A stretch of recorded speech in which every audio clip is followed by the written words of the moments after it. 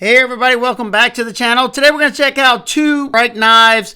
The first off, the Rike Lamella, and we're going to also talk about the Reich Baku, I think it is, but we'll start with the Lamella. So if you like big knives, this one's coming in at 9 inches overall with a 3.94 inch trailing point blade of Bowler M390 stainless steel. My particular version has a two-tone finish. You have like a very fine blasted finish, bead blast here, satin on your flats, and then in this fuller right here, you have a very fine bead blast. I'm usually not a fan of bead blasts. However, they do a lot of finishing work underneath here, so I've never had any corrosion problems yet. I will let y'all know if that changes. Being that this is a trailing point, you have a very aggressive tip there. Great for piercing. It's not going to really be the best at doing drag cuts unless you want to come up really high. It's a lot easier just to use that belly if you need to cut through something. It's going to have excellent slicing power. You can put that tip down, do the rocking slice, whatever you want to do. It's going to be a fairly versatile blade shape if you like something with a lot of belly. That tip is definitely going to be pretty devastating to that bag of potato chips, no doubt. You got a beautiful crown spine, excellent fine cut jimping. I was worried because that jimping is in the crowning right there, but it grabs a hold of the thumb nicely. Forward finger choil right here fits my finger nicely. But if your finger doesn't fit in this forward finger choil area, then it's just going to be an oversized sharpening choil. Should have a decent bit of sharpening life. Looks like it starts to thicken up about right here. So you should have several sharpenings before to widen. I don't know for certain because I have not sharpened this one yet. This is a limited production version with the Ultem scale. We'll talk about that in a little bit. You have a flat grind on here. And like I said, should be a slicey knife because of that belly. Let's see how this one performs.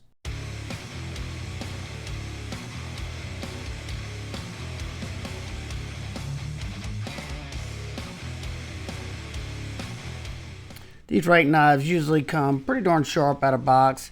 This wasn't the sharpest Reich I've ever gotten, but it was definitely sharp enough to get through all my testing, and it had enough bite to do it as well.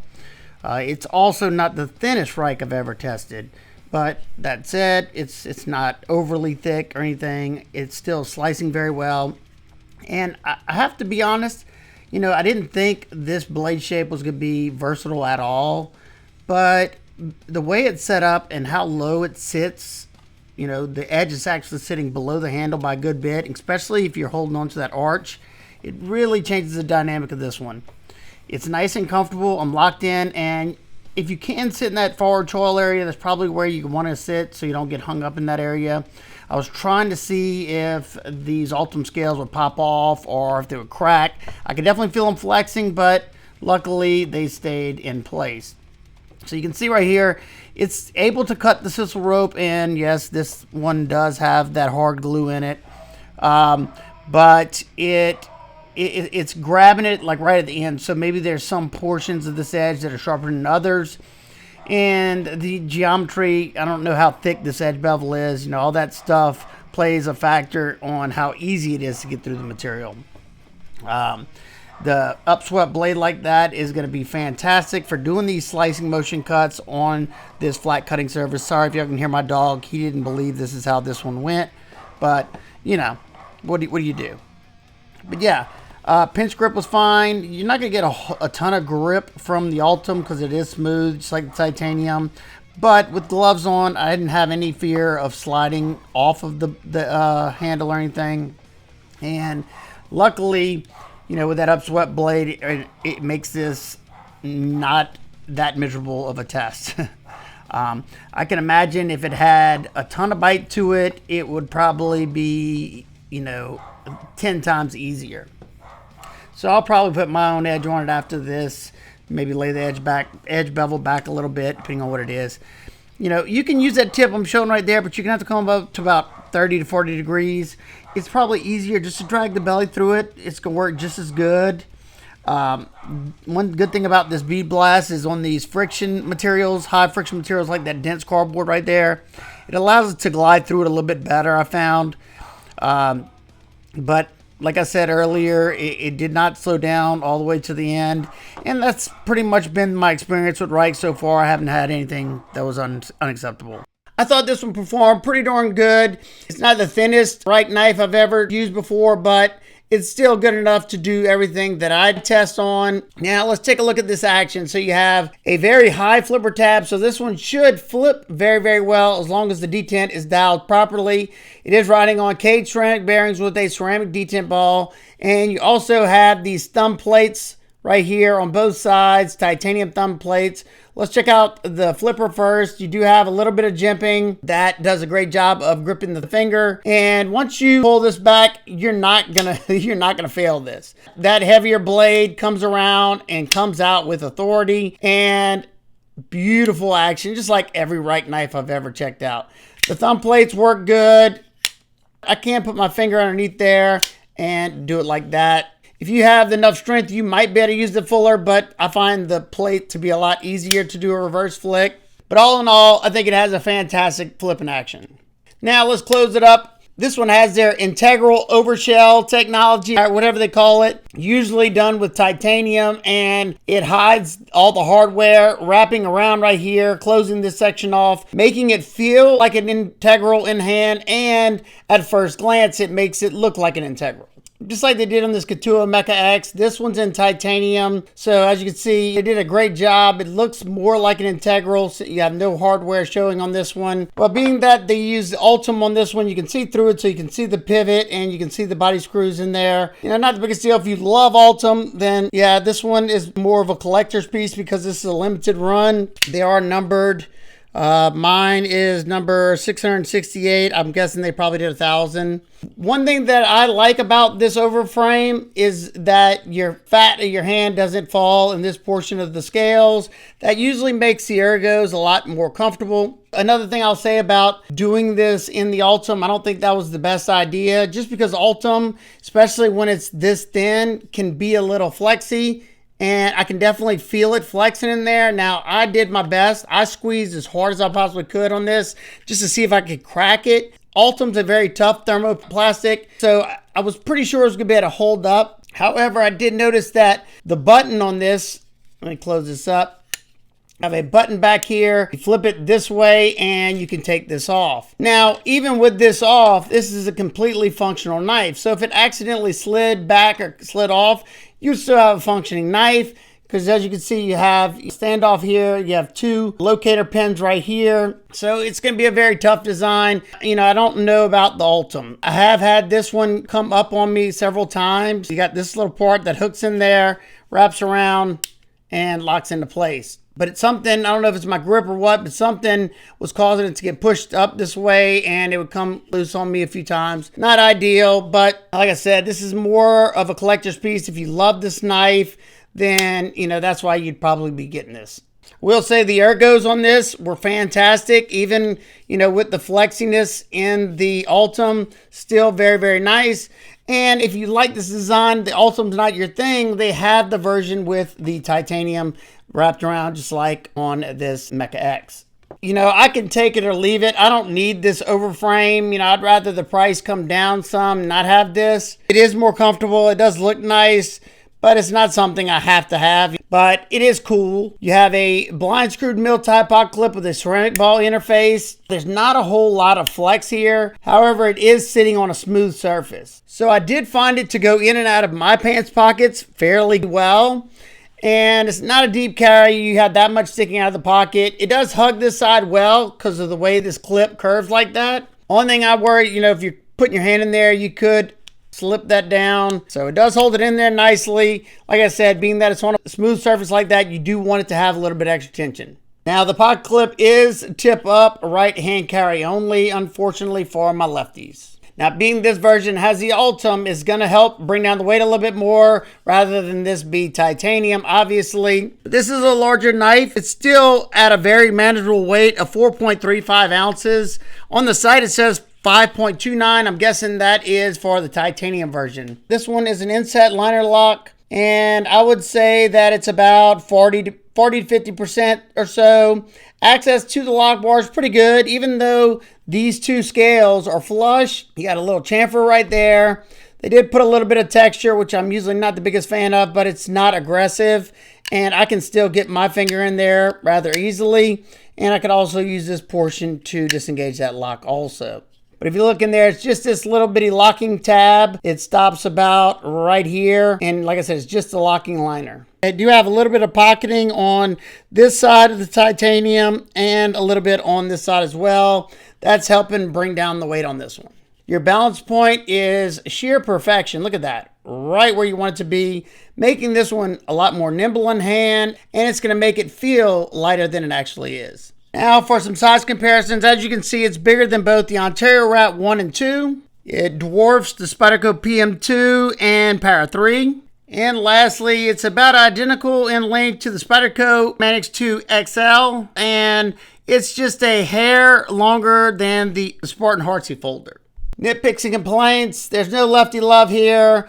I'm not too sure about the Ultem being the safest method on this one rather than the titanium. However, they offer a titanium overshell as well. I don't love bead blast. However, this one I have not had any issues with corrosion. It does look nice and it does perform well. And this is a personal preference. I'm not the biggest trailing point fan. I just prefer something a little bit more versatile. However, there still is a decent bit of versatility in it anyway.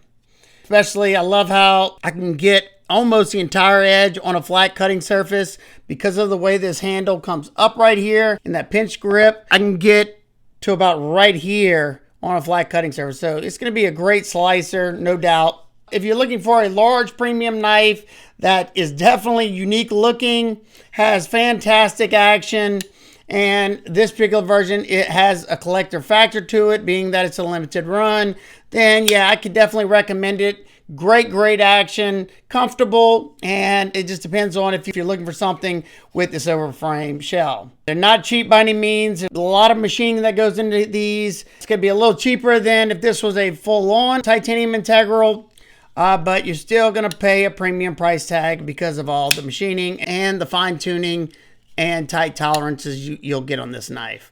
So if you're interested in this one, I will have it linked down below in the description. Real quick, we're going to just check out the Reich and Forever Steel Bakutuk. I'm sure I'm probably just butchering that one. This is an interesting piece. I'm not really a tactical guy, so I'm probably not the best one to be reviewing this, but you do have a karambit here. This is a titanium integral, meaning this handle's made of one solid chunk of titanium.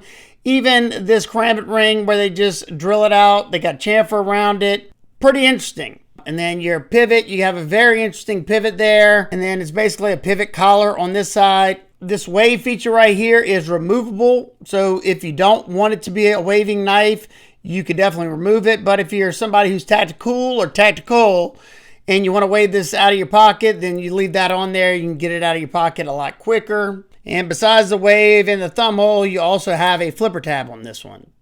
I think this is a Pakal design, if I'm not mistaken. You have a full flat ground hawkbill blade, M390 steel. I could have definitely done without the Forever Steel signature on the blade. You have a very nasty tip right there, super bulky. And yeah, that would definitely destroy a bag of potato chips there. Your blade finish, you have a very light bead blasted finish there. It kind of looks like a bead blasted and maybe tumbled. Sharpening choil is, let's see right here, it's right there, that plunge. So after the first sharpening, it might start to flare right there. I'll probably start hitting this thicker plunge grind. So if I'm going to sharpen this up, I'm probably going to open that up a little bit. So being I'm not a tactical person, I'm treating this as to do some cuts. It did slice really well, and I was doing some, slashing cuts with it into some wood, into some cardboard, and talk about devastating. That tip grabs a hold to it pretty much, and if you pushing through, it just slides it more and more into this wide, broad blade, go down and pull towards you. Just a very effective cutting tool. I know I would not want to be on the receiving end of that, no doubt. But it came extremely sharp out of box, and it was a good slicer. Now, one thing I did notice, if you leave this wave feature on there, it being that it's removable, it sticks out on both sides and it's in this cutting path. So I did kind of feel it a couple times when I was slicing through some of that cardboard. But a lot of times, probably going to use that tip to grab something. Pull cuts would be great with this. it's not designed as an EDC knife. It's just not. I mean, this is definitely not going to be my first choice to carry around other than if I'm carrying it for protection. Now, I'm not trained on one of these, so I would never carry this as protection because it would probably get used on me before I got to use it on somebody. My medium-sized hands, I get a nice 4-finger grip. If you were scuffling with somebody, you could let go of this, keep it on there because of the cramping ring. And the reverse grip right here, you do have some jimps right there. I don't even know, like I said, I'm not tactical. I don't know how you hold it. I don't know if it's supposed to be held like this. So you could use this as an impact device, less than lethal. Or if you need to come across, you could. Or you could hold it in this direction. If you're using it as an EDC, you want to do some pull cuts with that recurve. It's going to get deeper and deeper as well when you pull through something. So this one, like I said, you have the wave feature, you have the thumb hole, and then you have the flipper tab with some jimps there. It flips nice. It's got a pretty well-tuned detent on this, and every one of the deployment methods works well. More than likely, I probably won't leave the wave feature on it. I don't wave my knives out of my pocket. I don't need them out super fast or anything. And I'm OCD with little things like that, and the rattle to this, just because it's removable, it drives me nuts. This one's pretty darn lightweight, especially for being an integral, coming in at 3.18 ounces. That is totally manageable for me. And the pocket clip is definitely interesting on this one. So you have this spring-loaded pocket clip like that. And it does a good job of holding it in there. The tension's not that great. But I'm guessing they did this, being that this is an integral, I'm guessing they did this so you could pull this out and flip this over. I didn't try it, but if you are a lefty, you could flip it to the opposite side. The lockup on mine is about 30 to maybe 40% or so. And no movement, none up or down, left or right. And that's definitely something you want to see if this is going to be a self-defense blade for you. You don't want this thing closing up on your hands. Look at the detail right here, the open, how it tapers down into a thinner spot right there. Very interesting way they did that. Access to that lock bar is okay. It's not hard or anything for me to get my finger in there.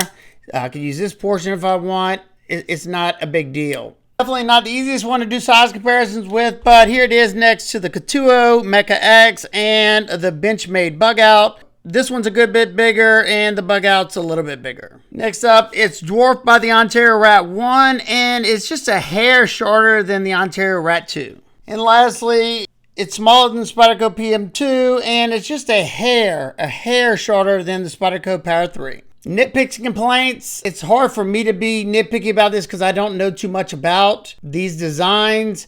I do wish it had a little bit better of a sharpening choil to give you a little bit more sharpening life there. Maybe a little bit more tension on this pocket clip. And I think they could have either just made this a waveable knife and not did this removable, just because that kind of bugs me. And it causes this to have a little bit of a lip right there. And I definitely could have done without the Forever Steel written on the blade like that.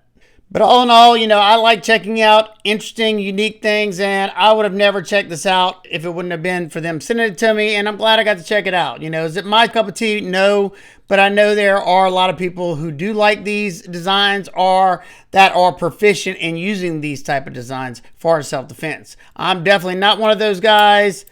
And yeah, like I said, I thought it was a fun, interesting one to check out. Definitely unique. So that's going to do it for today's video. If you're interested in either one of these, I will have them both linked down below in the description. If you have any questions, comments, concerns, leave those down below and I'll do my best to get back with you. I hope everyone else is having a fantastic day. I will see y'all on the next one. Peace.